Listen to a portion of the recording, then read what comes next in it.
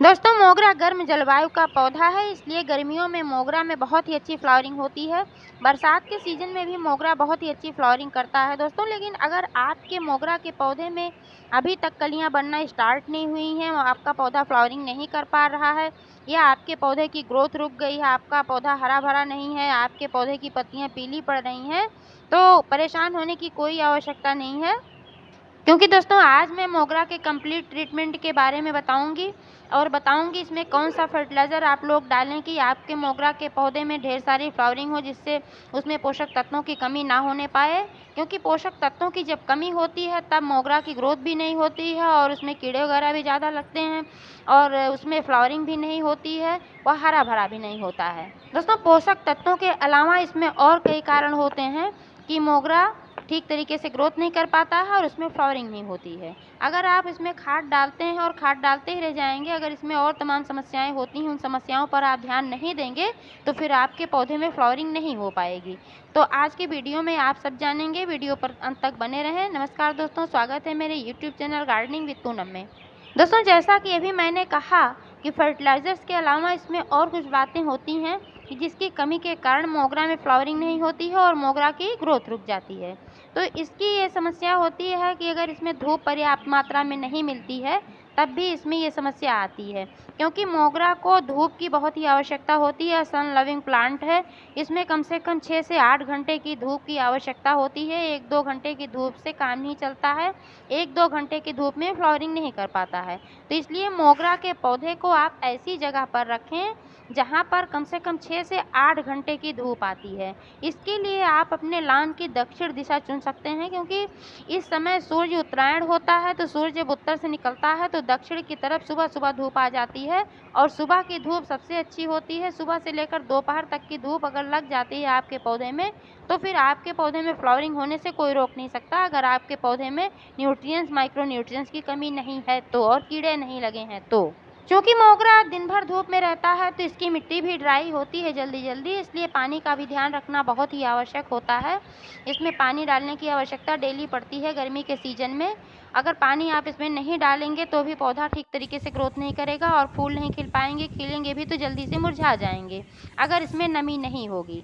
इसलिए पानी का भी ध्यान रखना बहुत ही आवश्यक है। इसमें डेली पानी डालने की आवश्यकता होती है, लेकिन इस बात का ध्यान रखें कि मिट्टी में नमी बनी रहे, लेकिन गमले में पानी न जमा होने पाए। अगर पानी जमा होगा तो फिर जड़ों तक ऑक्सीजन भी नहीं पहुंचेगा और जड़ें सड़ सकती हैं, आपका पौधा खराब हो सकता है, आपका पौधा मर भी सकता है। इसलिए जब पौधे की मिट्टी में नमी बरकरार हो तब उसमें पानी ज़्यादा ना डालें, क्योंकि तब पानी डालेंगे तो फिर आपके मिट्टी में ज़्यादा जल भराव हो जाएगा और मिट्टी गीली हो जाएगी।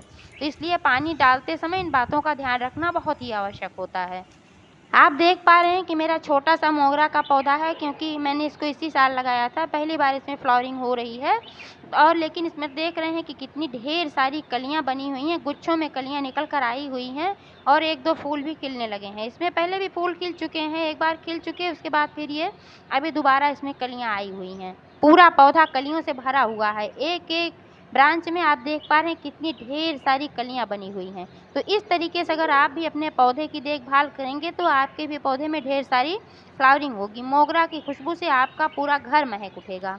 दोस्तों, 15 दिन में एक बार मिट्टी की गुड़ाई अवश्य करें, क्योंकि मिट्टी की गुड़ाई करने से मिट्टी जब लूज हो जाती है तो जड़ों तक ऑक्सीजन पहुंचता है और फिर हमारे पौधों को फ़ायदा होता है। जब जड़ों तक ऑक्सीजन पहुंचता है तो फिर वह पौधों तक ऑक्सीजन पहुंचाता है और हमारा पौधा स्वस्थ रहता है, हेल्दी रहता है, फिर मरने नहीं पाता, सूखने नहीं पाता। इसलिए मिट्टी की गुड़ाई करना बहुत ही आवश्यक होता है। 15 दिन में एक बार तो अवश्य कर दें। दोस्तों, अगर आपका पौधा ग्रोथ नहीं कर पा रहा है, उसमें कलियां नहीं बन रही हैं या पौधा हरा भरा नहीं है, तो सबसे पहले आप अपने पौधे की बारीकी से निरीक्षण करें, क्योंकि इसमें कीड़े भी लग जाते हैं, तब भी ये सारी समस्याएं आती हैं। आप अपने पौधे में खाद वगैरह सब डाल रहे हैं, उसके बावजूद अगर ऐसा हो रहा है तो निश्चित रूप से आपके पौधे में किसी न किसी प्रकार के कीड़े का अटैक हुआ है। मोगरा के पौधे में बहुत सारे कीड़ों का अटैक होता है। इस पर स्पाइडर माइट्स का अटैक बहुत ज़्यादा होता है, वाइट फ्लाइज है, एफिड्स है, बहुत सारे कीड़े, इस पर मीलीबग वगैरह भी लग जाते हैं। तो इन सब कीड़ों का अटैक जब हो जाता है तो फिर बहुत ही समस्या आती है। मीलीबग्स वगैरह तो दिखते भी हैं, लेकिन ये स्पाइडर माइट्स जो होता है बहुत ही खतरनाक कीड़ा है, मैंने पहले भी बताया है। ये जल्दी दिखता नहीं है, जब पौधों को 30% तक खराब कर चुका होता है तब हमें दिखता है कहीं कि इसमें कहीं कीड़ा तो नहीं लगा हुआ है, क्योंकि तब इसकी पत्तियां ऐंठने से लगती हैं और ऊपर की पत्तियों पे जहाँ ऊपर का भाग होता है वहाँ पर फिर ये ग्रोथ नहीं कर पाता है, ग्रोथ इसकी रुक जाती है। पत्तियां निकलती तो हैं लेकिन निकल नहीं पाती हैं ठीक तरीके से, मुड़ी सी रहती हैं। पत्तियों में धब्बे बहुत सारे रहते हैं सफ़ेद कलर के, और इसमें छेद भी हो जाता है, पत्तियां फट भी जाती हैं, क्योंकि ये कीड़े होते हैं ना, जब ये पौधों को चाटते हैं, पत्तियों को खाते हैं, तो फिर इनके खाने से जो घाव होता है इसी वजह से पत्तों पर धब्बे दिखते हैं। तो और फिर इनकी ग्रोथ भी रुक जाती है, क्योंकि ये सारा रस सारा तत्व पौधों का चूस जाते हैं, तो फिर पौधे कहाँ से ग्रोथ कर पाएंगे। दोस्तों स्पाइडर माइट्स जो होते हैं पत्तियों के निचले हिस्से पर ज़्यादा छिपते हैं, यहीं अपनी कॉलोनियाँ बनाते हैं, यहीं पर अपना बसेरा करते हैं, इसलिए आपको निरीक्षण करना है बहुत बारीकी से। पत्तियों को पलट कर देखें कहीं आपके पत्तियों में किसी प्रकार के कीड़े वगैरह तो नहीं लगे हुए हैं, क्योंकि ऊपर से नहीं दिखते हैं, नीचे से आप पलट कर देखेंगे तो आपको दिखेंगे कि इसमें कीड़े वगैरह तो नहीं लगे हैं। अगर कीड़े लगे हैं तो सबसे पहले आपको नीम ऑयल लाकर इस पर छिड़कना होगा।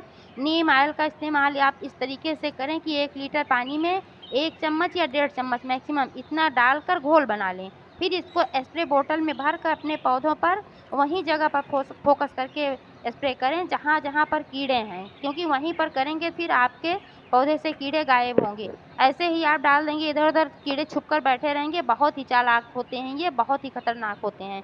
आप कीटनाशक का इस्तेमाल करते हैं, कीटनाशक छिड़कते हैं, तो ये पत्तियों के नीचे और जहाँ घना होता है इस तरीके से ऊपर, यहाँ सब जगह ये लोग छिप जाते हैं। लेकिन दोस्तों नीम ऑयल का इस्तेमाल करते हुए मैं एक सलाह दूंगी, उससे पहले आप जो घोल बनाकर तैयार करें उसका घोल एक पत्ती पर स्प्रे करके देखें, पौधे के एक पत्ती पर, क्योंकि अगर घोल में तेल की मात्रा ज़्यादा होगी तो पौधा आपका जल सकता है, ख़राब हो सकता है।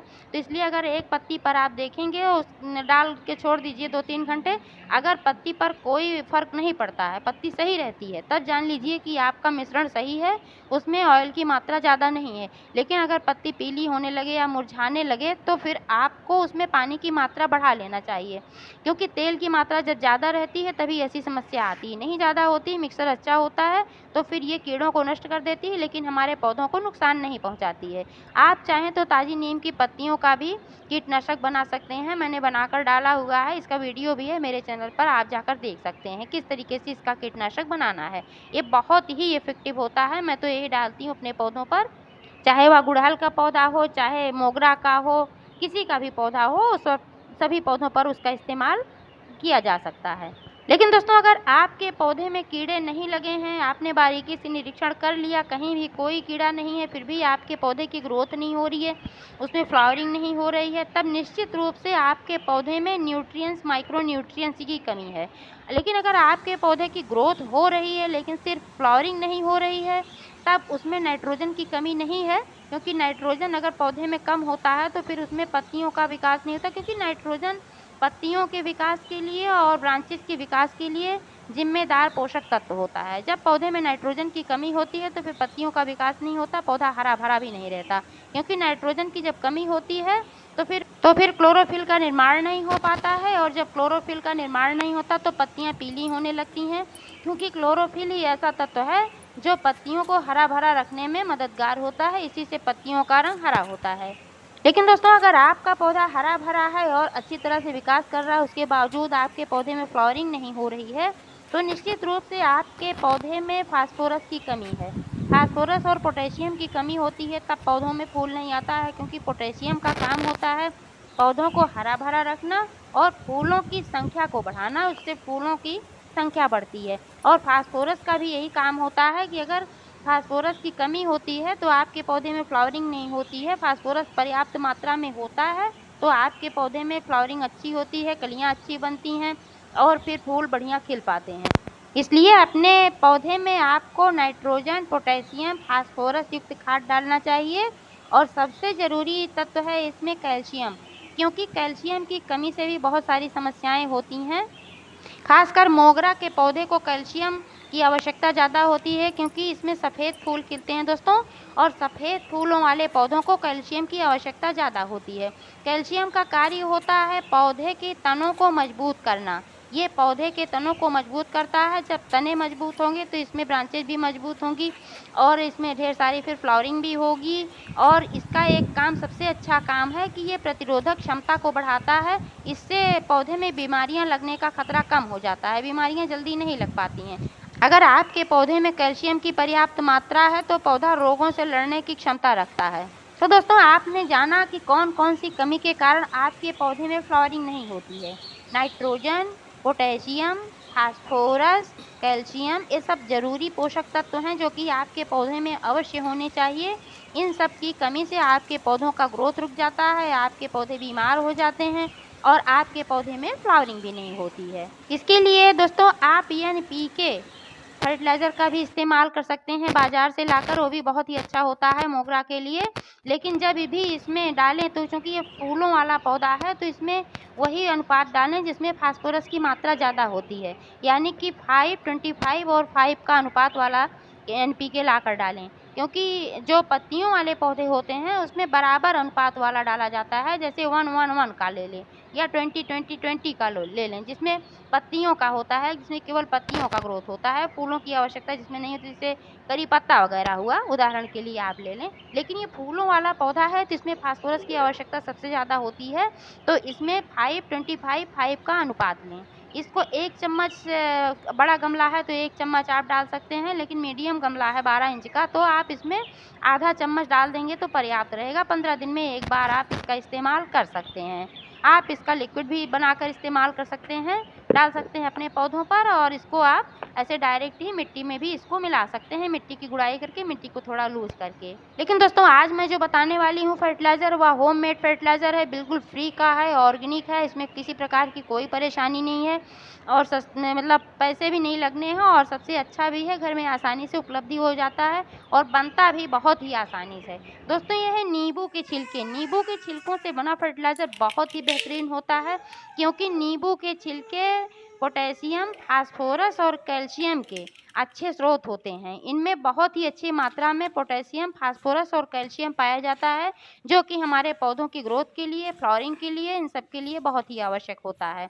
और चाय की पत्ती जो होती है, इसमें नाइट्रोजन प्रचुर मात्रा में पाया जाता है, पोटेशियम, फास्फोरस भी पाया जाता है, लेकिन नाइट्रोजन का बहुत ही अच्छा स्रोत होती है चाय की पत्ती। 1 गिलास पानी में 1 चम्मच चाय की पत्ती छोड़कर 1 हफ्ते के लिए रख दें, बहुत ही अच्छा फर्टिलाइज़र बन जाता है। उसके बाद इसको छानकर इसका पानी ले लें और नींबू को छानकर उसका पानी, दोनों का पानी एक में मिला लें और अपने पौधों पर छिड़कें, इसकी जड़ों में भी डालें, क्योंकि पौधों पर छिड़केंगे तो फिर कीड़ों से भी इसकी रक्षा होगी। नींबू की खट्टी महक से कीड़े दूर भागते हैं, इसलिए कीड़ों के लिए भी यह फ़ायदा करेगा। आप अपने मोगरा के पौधे में चूने का पानी भी इस्तेमाल कर सकते हैं। इसके लिए आप 1 लीटर पानी में 3-4 ग्राम चूने को घोलकर अपने पौधे की मिट्टी में डाल सकते हैं। इससे आपके पौधे को पर्याप्त मात्रा में कैल्शियम मिल जाएगा, क्योंकि चूना कैल्शियम का बहुत ही अच्छा स्रोत होता है।